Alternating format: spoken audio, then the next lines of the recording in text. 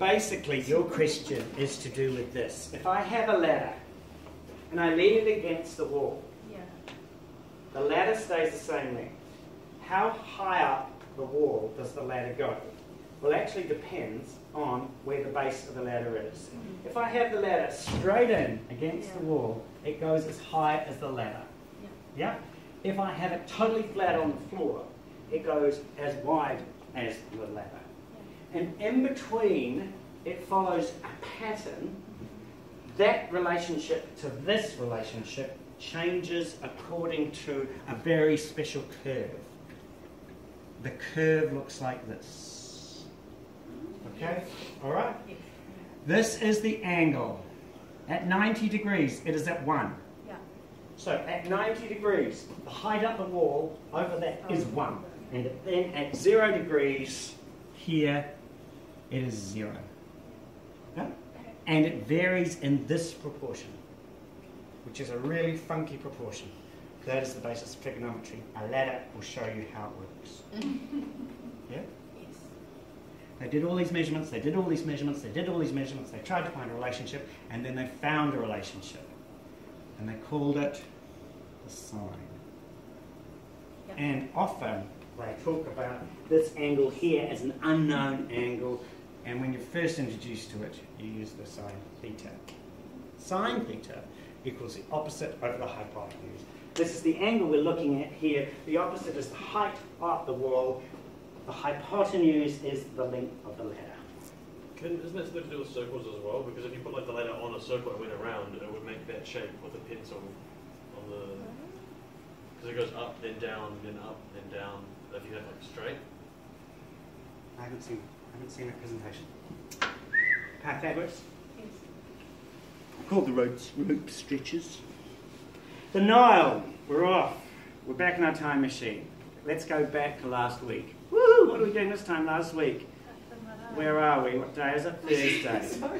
It's Wednesday. Wednesday. Today's Wednesday. Ouch, you guys got cosmology tonight.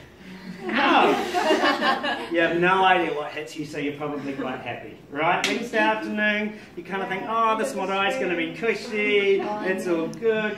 We've just had lunch. We've talked a little bit about the environment. Yeah, probably gone for a swim. We might have gone for a swim. Okay, go back a year. I was in the same place, doing the same thing. Talking about the environment. Go back 10 years, 15 years, 100 years. 100 years ago, you guys were in corsets. It's very uncomfortable. You couldn't sit on the floor. Mind you, you didn't have any underwear either. Think about that. Flush toilets were not happening for a long time. Have a think about that. Let's go back 500 years. Let's go back 1,000 years. Let's take 2,000. Let's take a trip back about 5,000 years. A beautiful place is the Nile. The Nile is a long river. The Nile is a very fertile river that comes from the mountains at the top of Africa and winds its way down. Has anyone seen it, by the way? On a map? It's rather wonderful. It's beautiful, it's long, it's wide, it's a very luxurious river. But the last part is this lovely, lovely flat plains, a little bit like Canterbury Plains. But every year... You okay? I'm imagining it. Sorry. I thought I was giving it away. Every year, the snows would melt in the mountains, and through the Nile would come this massive, great flood. Anyone know any big stories about floods in the area? Yes, you know what we're talking about. Okay, big flood through, everything is wiped out, totally gone. So the farmers start their argument again and say, no, this is my land. And she says, no, this is my land. And I go, no, this is my land. No, this is, no, this is, and this is. And we have the argument again. Ultimately, we put in the fences and we agree that this is my land. You're happy with your land. And then through the floods again, all the fences are gone. And I'm going to say, this is my land. And you're going to go, boring, boring. Mate, what are we going to do about this? We've got some problems. The farmers can't decide where the fences are from their land. They have no clue. Ah, says Mr. Pythagoras.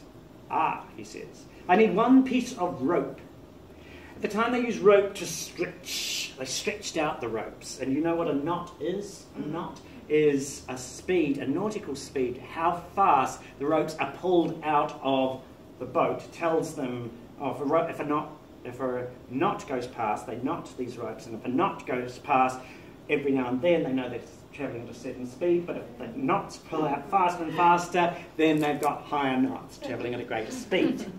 Yes? No, I didn't know that. Matthew Clements, more commonly known as Mark Twain, took his nom de plume from Mark Twain, which is mark the two ropes, to make sure that the ropes are going out the back of the steamer at the same speed so that we're going to go straight. Because if you could imagine, if one went faster, we're going to go around in circles. So they used to call out Mark Twain. He said, I'll use that as my name and I'll write things like Tom Sawyer and Huckleberry. Never the twain shall meet. Indeed, that's what Twain means. It just means two. So Mark Twain had this idea of the ropes, but we've got these ideas of ropes and nautical. Very, very important to sailors, obviously, to keep the boat clear. Pythagoras just says, mate, I'll solve your problem. I got it. I'm a mathematician. We got this. Got it taped. And so the story goes, also his story goes. His wife's story is quite different, and you might want to investigate that she actually did a lot more research into it. But anyway, we use the guy's story, which is the common one you'll find in most textbooks. He says, I need a piece of rope that has 11 equidistant knots in it. 11 knots equally spaced along the rope. That's all I need. Wow, how are you going to do this? This is so cool. He says, right. I'm going to hold on to one piece of rope. You, hold the other piece of rope. Count 3 knots and stay there. You, hold another piece of rope 4 knots away and bring the last piece of rope to me. I want something to meet you. I'll move until it meets me. And I move, and then suddenly I can hold the rope that has 5 knots down here, 3 knots there, 4 knots there. He says, mate, I have now created a right angle. I can guarantee you that this angle is a right angle. You can absolutely know where your fences need to go. And they worked it out, and that's how they do it. This idea of a 3, 4, 5 Pythagorean triple comes from Pythagoras' understanding of the relationships of the sides of a triangle. Cool, eh? Mathematicians are useful. Well, my brother, who is a mathematician, keeps telling me that. I tend to doubt it, but anyway. Sorry, guys, there are pieces missing which you will find as infuriating as I. This piece of material points to a right-angled triangle. The blue is a square based on the leg of this triangle. The yellow is a square based on the leg of this triangle. This is called hypotenuse. To hypotenuse means to stand over, to stretch yourself over, and it stretches itself over the right angle. Okay? We would say hypotenuse, but hypotenuse helps you to understand that it's a stretch over. Hypo, over. Pythagoras said that if you build a square on one leg of a triangle, a right-angled triangle, and you build another square on another leg of the right-angled triangle, then if you add those two together, they will equal the area of the hypotenuse squared, a square based on the hypotenuse of the triangle. And this is what he did, and this is what he showed. He showed that yellow plus blue equals red. And everybody said, mate, you are a legend. They're going to be talking about you around the other side of the world in years to come. You done it, boy. That's cool. So that's the understanding. Does anyone understand the basis of it? Easy 8-year-old stuff. I can understand. It's Pythagoras. Nothing to it. To show off, he goes and shows that you can actually take any numbers as long as it's a right angle. And in this case, you can take a 3. This side is 3, and this side is 4. What's 3 squared? 9. What's 4 squared? 16. What's 9 and 16? This side is 5. And that's why his rope worked, because he had 3 that way, 4 that way, 5 that way. And he knew that that proportion gave that as a right angle. I apologise, but somebody has lost these pieces here.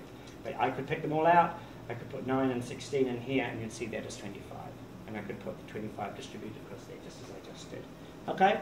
So could I teach Pythagoras to an 8-year-old? Yes, with that, yes.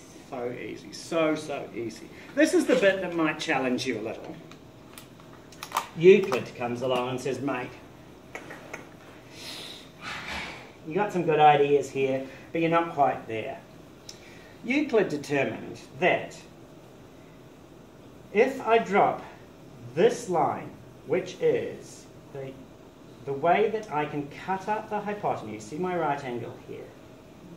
If I descend my right angle onto the hypotenuse, it subdivides this square into 2 dimensions.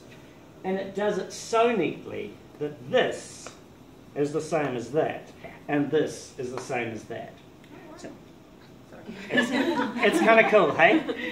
So all you've got to do, and I won't do it for you now, is to prove it using all of these pieces. Some hints. All you've got to do is prove that blue equals small red, and big yellow equals big red. That's all you've got to prove.